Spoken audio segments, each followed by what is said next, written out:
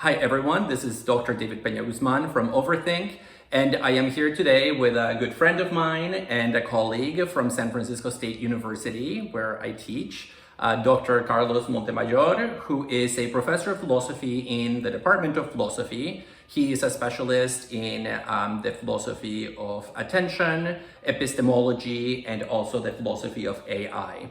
And we're here today to talk about his recent book, a wonderful book for those of you who are interested in emerging technologies, the politics and epistemology of AI, called The Prospect of a Humanitarian Artificial Intelligence, Agency and Value Alignment. So for the next 30 to 40 minutes, we're going to be talking about his arguments in this book, which are not only very smart, but also very timely. So Carlos, thank you very much for being here. Thank you so much. Yeah. It's so great to be here. Yeah, so I'm really looking forward to this chat because your book is about AI. It is about this moment. It is about how we relate to AI and all the fears and anxieties that that generates. But you do begin the book by talking about the central concept of intelligence, right? That so much of our relationship to AI is determined by our assumptions about what intelligence is, which subsequently conditions how we answer the question whether machines can be intelligent, right? And so tell us how you think about intelligence and also how we should not think about intelligence, because you talk about better and worse ways of defining this central term. Yeah, thank you. So, I mean, what I think is interesting about our current situation is that intelligence is something that has always mattered for distributing power and knowledge. It's even a term in the military, right? Military intelligence. It's sort of like the crudest definition is the solution of problems that are from urgent to long-term, but it's like the optimization of solutions to problems. And of course, in biology, intelligence is related to complexity and to complex behavior. In starting with Turing and the computer revolution, it's associated with computer power, the flexibility of computers to help us solve many problems. So intelligence is being used in very loose terms. And because of all the hype in Silicon Valley, and it's legitimate hype, they've achieved very interesting results. Now there's this idea that machines can be more intelligent than humans. And I think there's something dangerous about this idea, and politically very also potentially dangerous. And so we should, I mean, one aspect of the book is that we should rethink our relationship to nature and to natural intelligence before we decide that we're obsolete and that the animal world is obsolete, and that a handful of impresarios in a few companies here in the Bay Area should call the shots. Should decide like who's intelligent and who's not intelligent. And, or for example, in the lawsuit between Microsoft and OpenAI, there's a clause that says that OpenAI could decide what is artificial general intelligence. That they get to define it. That they get to define it. Okay. As if other fields that have been thinking about this have nothing to say. For centuries trying to understand it. Right? So I think, So the idea is intelligence is a concept that we need. Is used in bureaucracies. It's used in the distribution of power. We've demarcated class in terms of who gets like IQ tests, but like also degrees. So it's something. It's a tool that we use politically, socially. It's not a neutral concept, and we should be aware of it. And I was surprised to see. I didn't expect it, but I know you've also worked on animals in the past. That you do talk about, our relationship to intelligence in organic beings, in animals. You talk a lot about plants as this kind of limit test where, it starts getting really blurry and the concepts start fraying at the edges. But I want to pick up on something that you said, which is that it's very dangerous to operate potentially with a limited or maybe a biased conception of intelligence, especially given the high rates of success and the impressive achievements that people in Silicon Valley and in the AI world have managed. And so what are those dangers that you're seeing out there? The biggest danger that I see, I mean, a lot of people say the biggest danger is the Terminator singularity situation. I don't think that's the biggest danger. The biggest danger is that, and this starts with some phenomenologies like Hans Jonas, but I think of even Husserl, that we have dehumanized our technology. That there's been almost, I mean, at first accidental, but then concerted effort to bring problems that belong to the humanities, bring problems that belong to the public sphere, to the democratic exchange of ideas, to companies that decide how to solve them, to dehumanize bureaucracy, dehumanize medicine, to algorithmicize decision making, to create an app for everything. And I think with AI, the biggest danger is we could really be super efficient at dehumanizing our societies. The way we consume resources, buy products, has also become very dehumanized. We don't expect creating relations with the people that sell products to us. That's very new, right? It used to be that you knew the people at the market and you knew your neighbors. And now it's just consumers and producers that are interchangeable, as Marx predicted. I mean, in his critique of capitalism. Exactly, and apps. Yeah. And we tend to be, I mean, we in the US, but also we in general, humans tend to be very pro-technology, as if it's always a very good thing. But what we're experiencing now is a dehumanization of the public sphere, a polarization of the public sphere, it's basically a sphere of consumption of information that gets polarized, a commodification of a lot of areas where human values were central. And then a big topic of the book is how we're losing a sense of agency as well. Yeah, and I want to come back to the notion of agency, but it seems like one of the key points in your work is that part of the reason that we're seeing this, I mean, maybe we can say breakdown of the public, of the communal, of the social, of the human is precisely because we have defined intelligence as optimization, as problem solving. And there's a part in your book, I forget if it's chapter 2, maybe the end of chapter 1, where you talk about the difference between thinking of intelligence as problem solving, which is how people in Silicon Valley think about it, versus maybe a more humanistic, philosophical conception of intelligence as problem assessment and evaluation, where the point is not so much to just like fix a problem that's already been articulated for you. Humans do that, but we do a lot of other things, right? But maybe a better marker of intelligence is, can you notice the problems rather than fix them? And so I'm wondering whether you can say a little bit about that, because it stood out for me as a really effective way of articulating what, also I share your intuition, maybe AI cannot do. Exactly. Yeah, I mean, so one interesting thing is in nature, intelligence is associated with preservation of your biological integrity, the satisfaction of your cognitive needs. And in the case of humans, the satisfaction of not only biological and basic cognitive needs, but their development and their flourishing.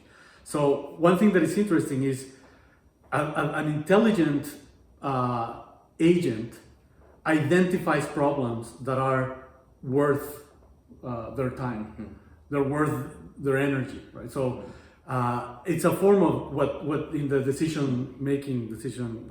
in the learning literature is called meta learning.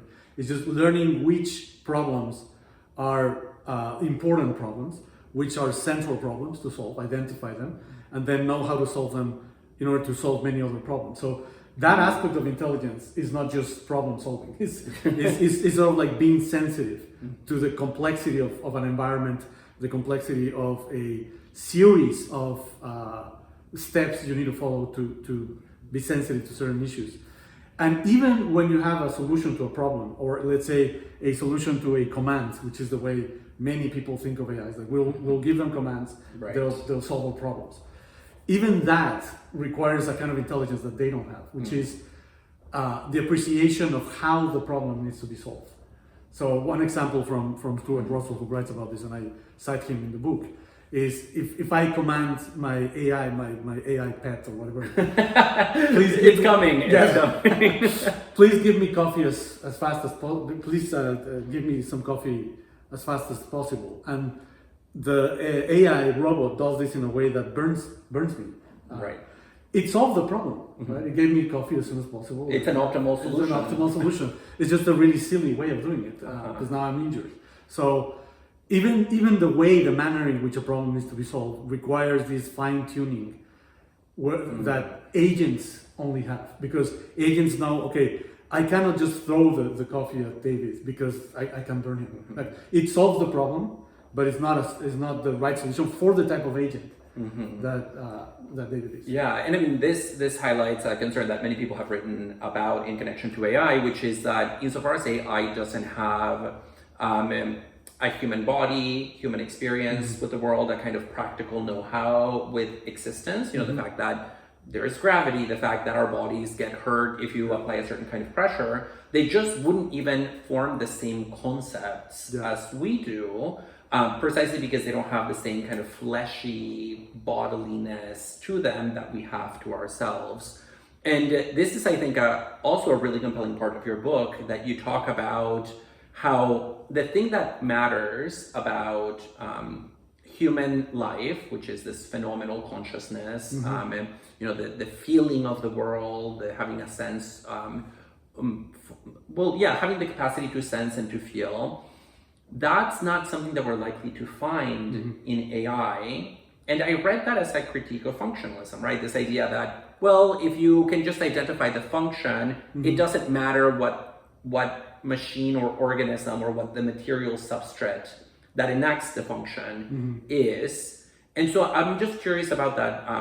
Can you maybe say a little bit about what it is that you think our embodied carnality gives us that machines lack?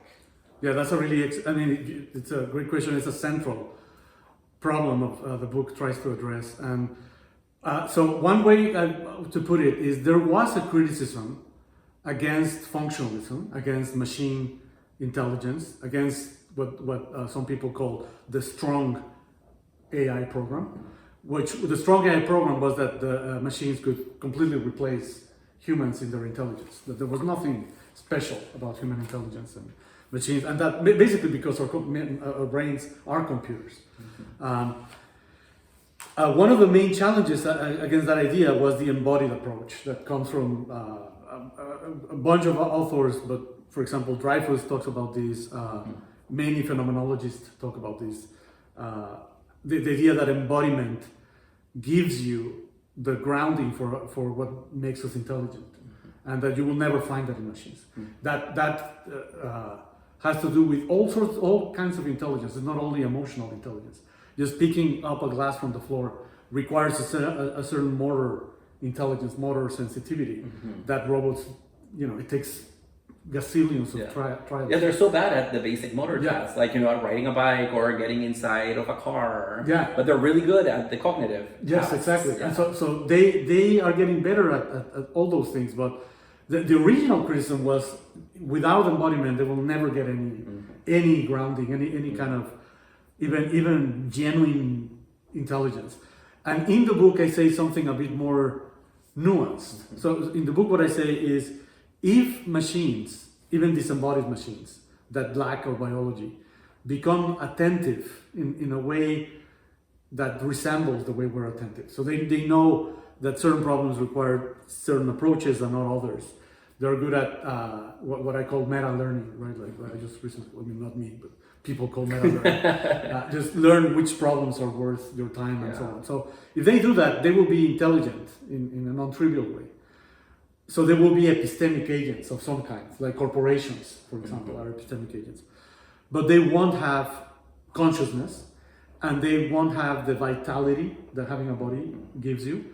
And because of that, they're not going to be aligned with us, morally speaking. Right, they won't have values. They won't have values, they won't have dignity, the way we have dignity because we're alive. And we're a part of our dignity, and that's a connection with human rights. But part of our dignity is that we think of ourselves as irreplaceable. Our lives are short, they're unique. life has value on its own, and all these frames our emotional intelligence. And so, kind of the argument in the book is the lack of embodiment, the lack of being alive, prevents machines from really understanding a lot of our problems. And so, in huge areas, emotional intelligence, moral value, aesthetic value, machines are not going to be able to operate. They're not going to appreciate the Picasso painting at the museum, or whatever your favorite piece of music is. And I found that really compelling. In you talk about these two selves that we can talk about: the epistemic self, having to do with cognitive operations, with the manipulation of information processing, which is a part also of us. But then this other empathic, or I think you call it the empathic self, that is tied to our body, that is tied to needs, that is tied to the satisfaction of those needs, and that enables this other form of intelligence, moral reasoning, that machines won't have. And so we've been kind of tiptoeing around this issue for a minute, but earlier we mentioned agency, and I said I wanted to come back to it, so maybe this is the time to do so, because this is really a philosophical exploration of agency. Who is an agent and in what way?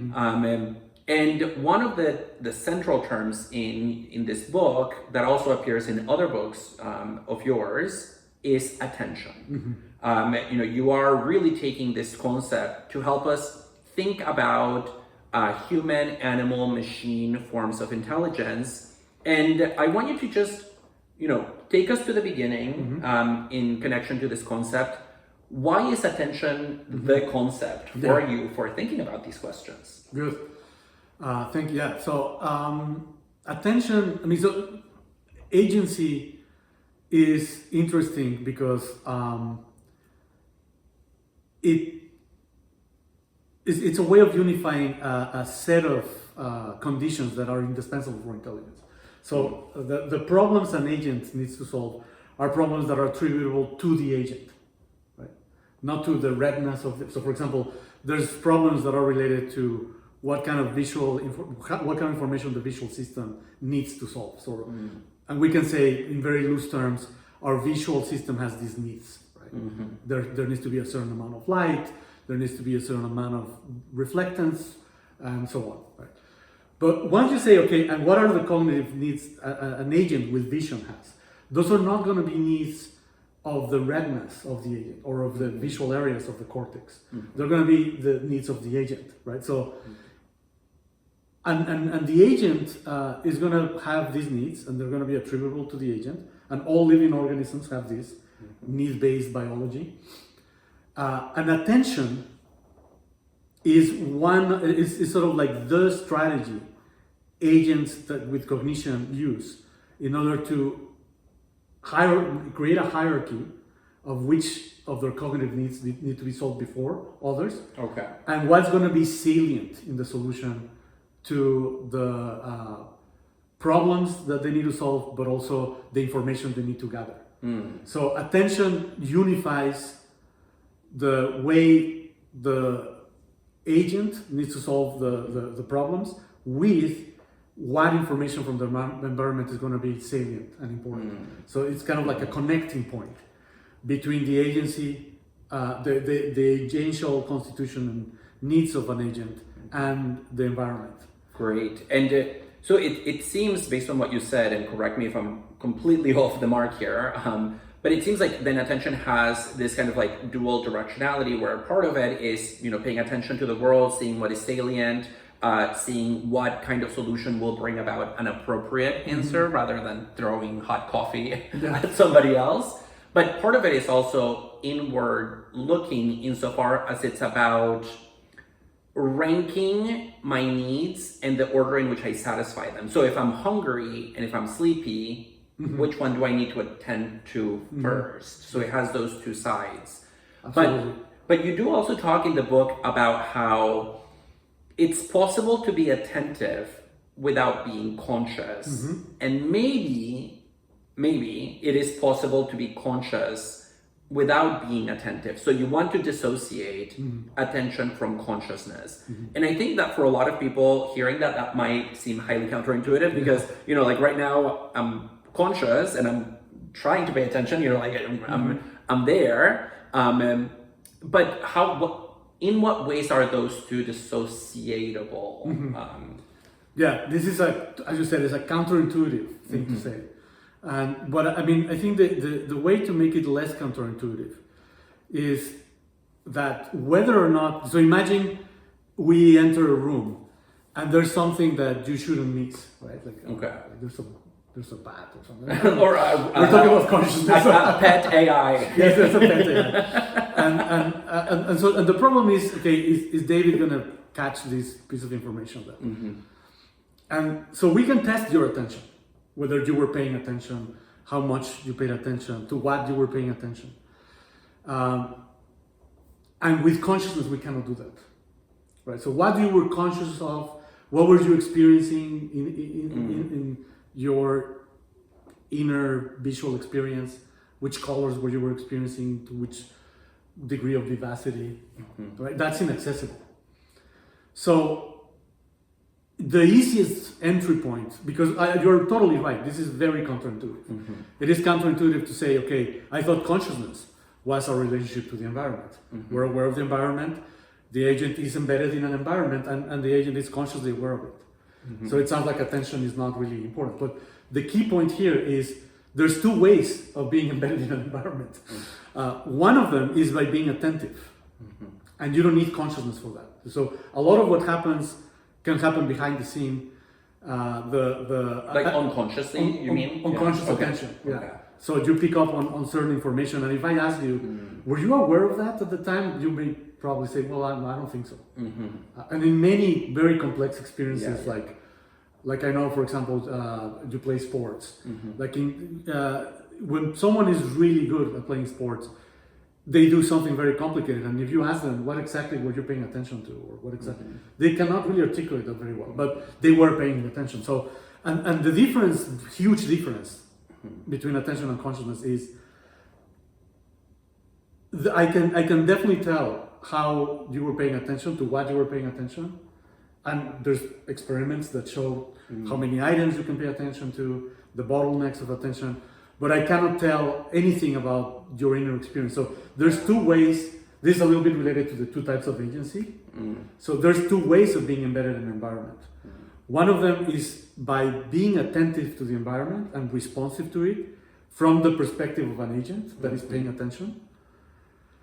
And that is what could be called an epistemic kind of agency, because you're using information, you're selecting it, you're creating a foreground, background structure where certain things, so for example, if there's an alarm, what's going to be very salient to you and me, and not mostly to you because you know this place better than I, is where's the exit, right? I mean, so things are going to come up and it's not going to matter how we're feeling, right? What we're experiencing. Just this is going to become salient to us.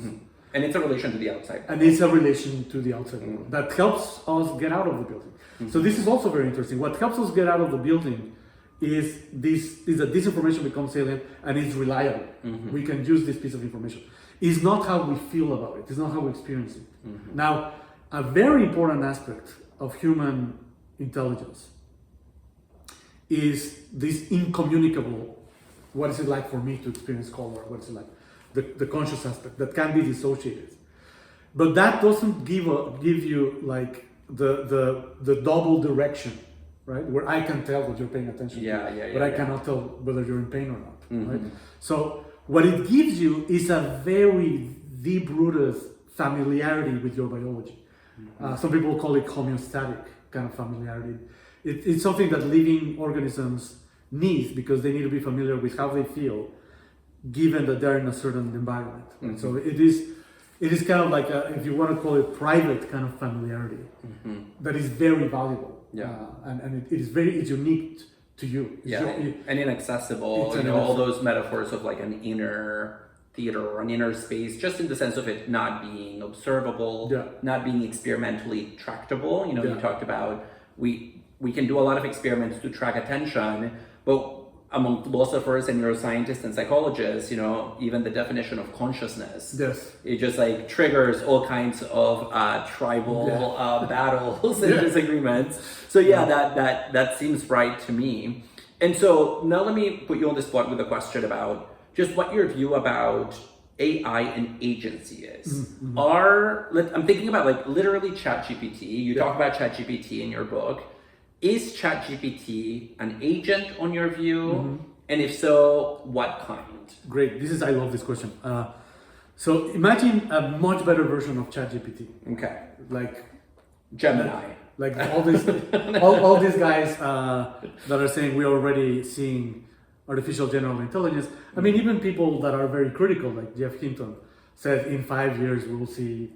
So imagine we're there. We have something that looks a lot like GPT. It seems to be smarter than not only your average human being, but a human being with a higher degree of education, right? So it's a very, very smart system. Should we call it an intelligent agent? The answer I give in the book is no. Okay. Because this thing, it doesn't matter how intelligent it is, lacks needs of its own. It lacks purposes and interests of its own.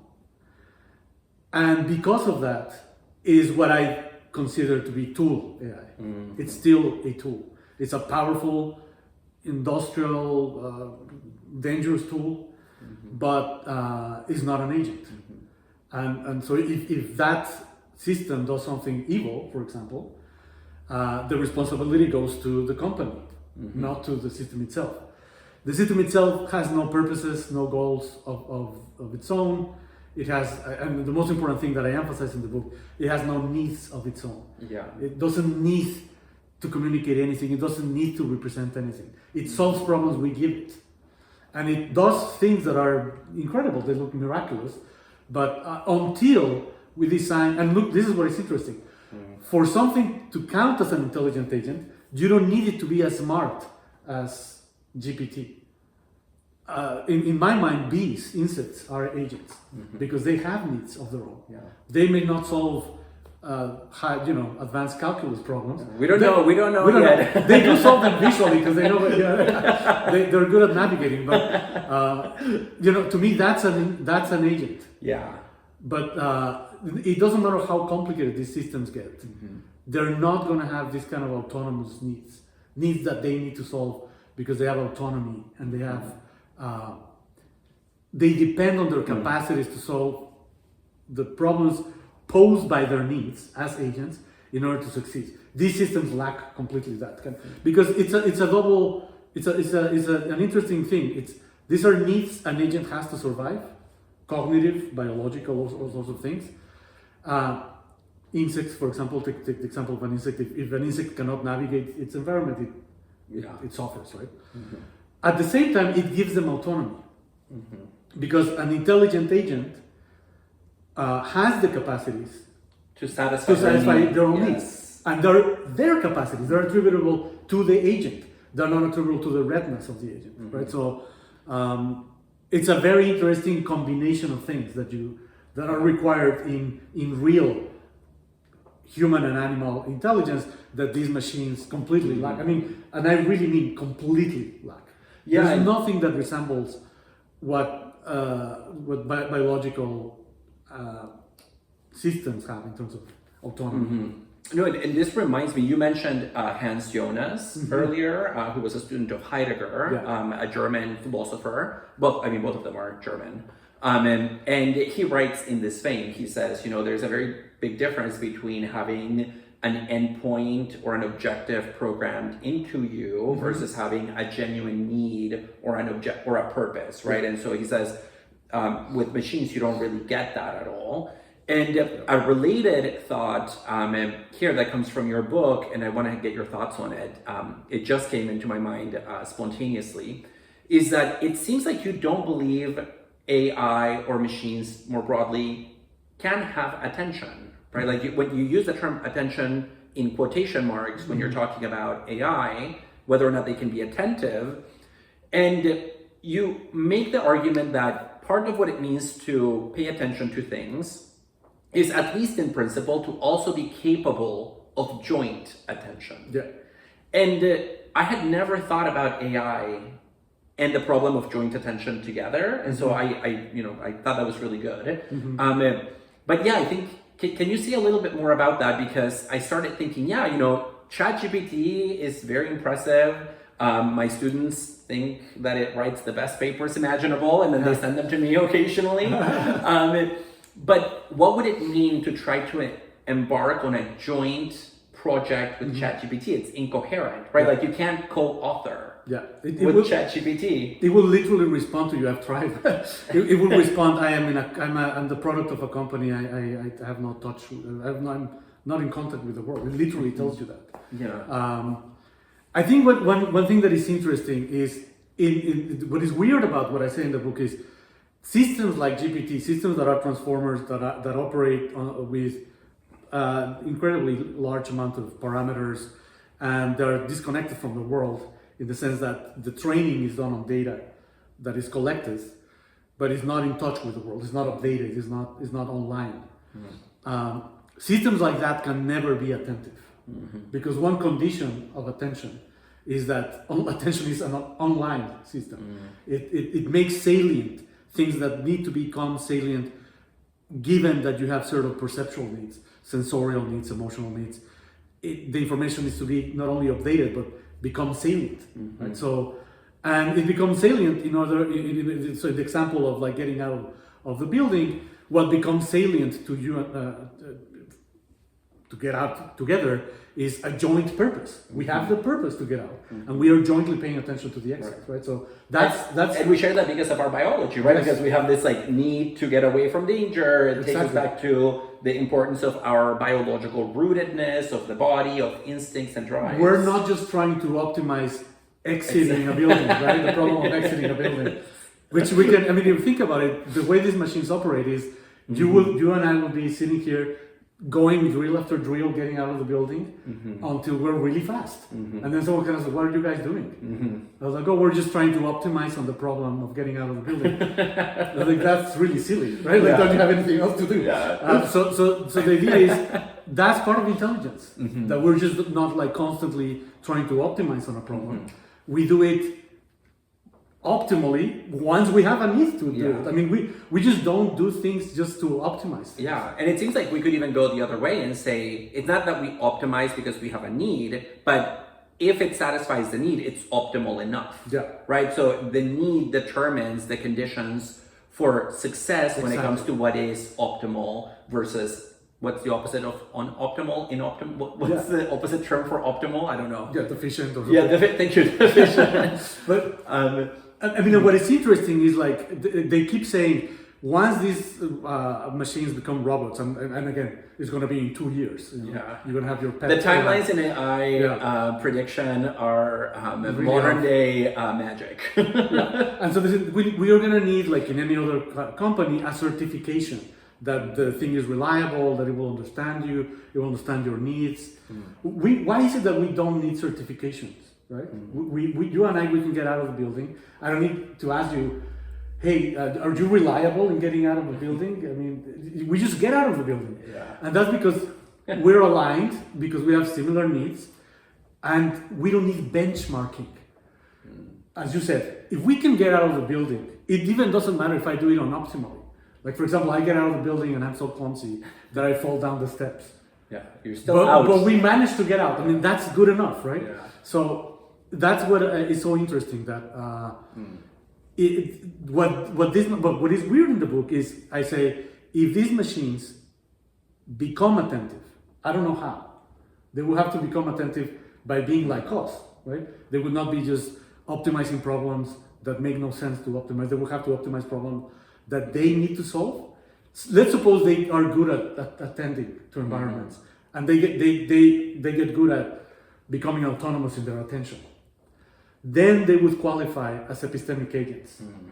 We're very far from that. But I in the book I say that is possible, because to be attentive, you don't need to have the very unique biological basis for the type of unique conscious experiences that we have. So I kind of Yeah. make some room for example, imagine some people like to speculate. Maybe there are autonomous intelligence elsewhere in the universe, aliens that don't have carbon-based biology. And so, yeah, maybe they are attentive. Yeah. As long as they are agents, as long as they have an they're autonomous in the satisfaction of their needs, they will qualify as agents. They don't need to have our very specific biology and our very specific conscious experiences. Now, even those systems that become attentive will still lack the kind of emotional intelligence that we have, of course, because they're not going to have the kind of consciousness that we have. And they might be completely indifferent to the kinds of needs that emerge out of our emotional, moral, biological frame of existence. And now, in the last couple of minutes here, I want to go to the end of the book. Because you write about law and about human rights. For those of you who are listening, I just learned a couple of minutes right before the interview that Carlos used to be a lawyer in Mexico. And so that explains to me then the legal framing of the end of the book, but I just didn't know that about you, even though we've been colleagues for years. So in the end of the book, after laying out all this philosophical groundwork about how to think about AI, you argue that what we really need as a society is a human rights framework for thinking about AI, but not any human rights framework. We need a human rights framework that is rooted in the concept of capacities, which is a big debate in legal theory, in international law. How do we think about development and human rights? And the concept of capacities is pretty central in some of that discourse since like the 80s and 90s. And so I have a two-part question about this. First, tell us what capacities-based approach to human rights is, briefly, and then what it means to use that framework for AI. Perfect. Yeah, those are very good questions. So, just as a just to introduce the topic, we need regulation for AI desperately. The last attempt, supported by many people in industry, was blocked by the governor of California. There's a lot of lobbying trying to prevent regulation. So some regulation needs to happen. And one thing I say in the book is the worst that could happen with regulation of AI is to militarize AI and to create AIs that are sort of balkanized to countries that are not going to respond to human needs. Right? They're going to respond to the needs of militaries of specific governments or the needs of a company to enrich itself. Right? Those are the needs we have now. They're not humanistic needs. And we don't even have regulation to regulate them as normal companies with products that can harm the public. So this debate is urgent. It was urgent like 5 to 10 years ago. We're still not having it. The dangers of having companies and governments dictate what is going to look like regulation is huge. So because the harm, so at some point in the book I say people are all in agreement that if AGI is invented, artificial general intelligence is going to be much more revolutionary than nuclear power. And what happened with nuclear power, as an example, right? And this again to introduce why the international legislation is important, and then I'll get to human rights. With nuclear power, no one thought, we should have a regulation for nuclear power in these countries that have nuclear power, and then let them do whatever they want internally, right? We said, no, we need an international framework for nuclear energy. And we have an international framework for human rights. There are the conventions for human rights. So why would human rights be important? Because they would set a tone for the kinds of regulation that the international community should impose on companies producing AI. Because the intelligence that they want to produce is not American, Californian intelligence, it's human intelligence. And they're using data from around the world. Then why human rights? I mean, why the capacity approach, the capability approach? So if you combine the theme of needs, right, that humans have certain needs, and that humans have needs that are not merely biological, right? So it's very common when you read, for example, about bad situations in prisons or gulags or concentration camps, that people say, I was treated like an animal. I could only satisfy my biological needs, right? So if we only satisfy our biological needs, we are deprived of our dignity. And so we have needs that are similar across the planet, that are contextual to culture and economic factors, but they dignify us, right? They humanize us. And because this technology is already dehumanizing the way we communicate and is threatening the way we satisfy our needs, it's very important that we have a framework that informs how to produce AI that helps solve these global needs. Right? I mean, it sounds very utopian, but that we have a framework. But so did human rights in the 1940s, right? Exactly. They sounded extremely utopian. The idea that you could enact, global legal frameworks that countries would abide by, and yet, there are issues, of course, with enforcement, but we do have international human rights protocols, and they're in place for a reason. I mean, you see what's happening around the world with the bombings and destruction of human life in civilian situations.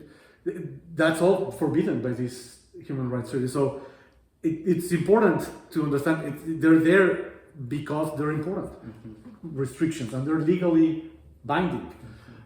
You're right, they're very difficult to enforce. But now, very quickly, why the capability approach? So this capability approach is some of the philosophers that were really contributing to it were, for example, Amartya Sen, people that work in economics, Martha Nussbaum, who does a lot of virtue theory. And the idea is humans flourish and they develop their virtues, and their freedom should not be just the negative freedom of civil rights, right? Where you have freedom of expression and freedom, because you also need to be given not only the possibilities, but the kind of training and capacity and the material resources to really exercise those rights, right? So we have the freedom of expression to express whatever we want, but we have no education. What good is that freedom? I mean, when are we going to use it?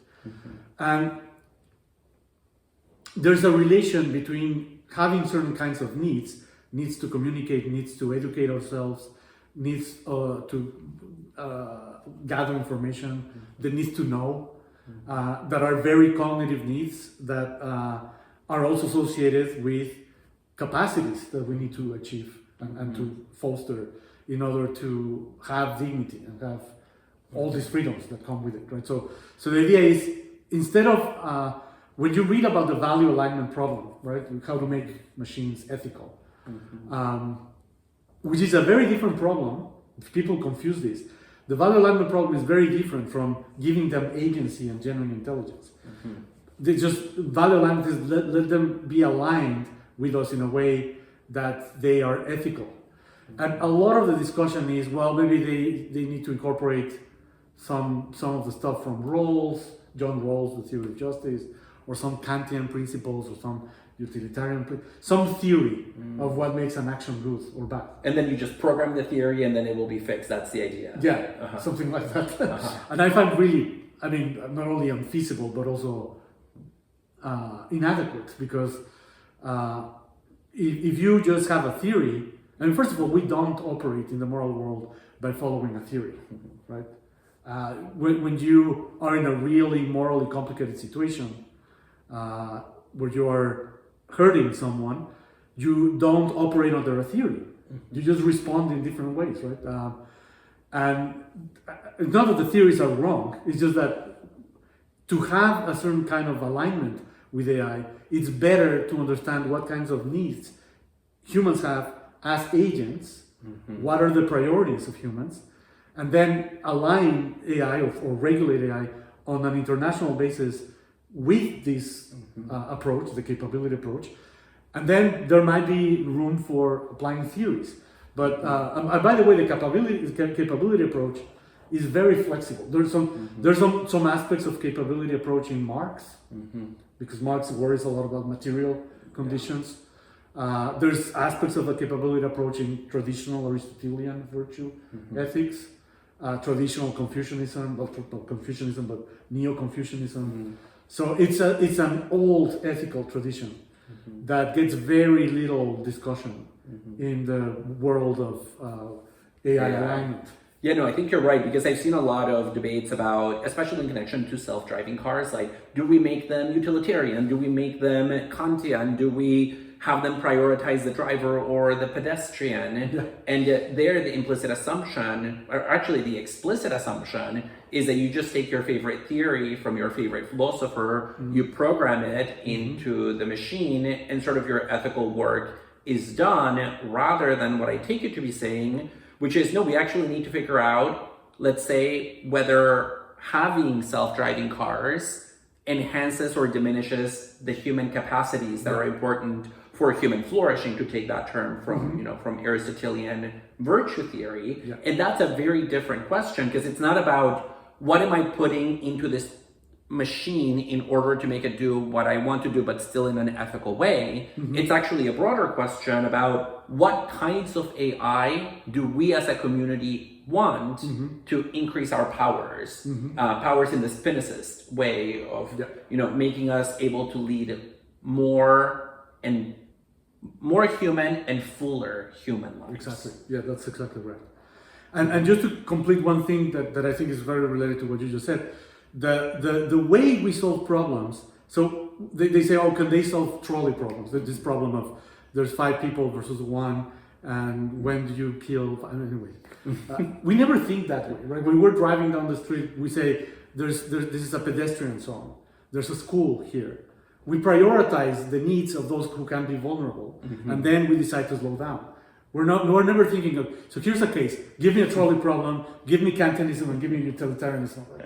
Is that how you drove here? Thinking about which 5 you would sacrifice for which one? Yeah, and so we play with these thought experiments in the literature to bring out the limits of a theory, right? The plausible limits of a theory, but we never act that way in the real world. We would be unintelligent if we acted unoffensive, right? I mean, like, and inhuman. Yeah, I mean, why did you say something very insulting to me the other day? Well, I was just being very Kantian. I just really wanted to tell you the truth. And I was like, okay, thank you.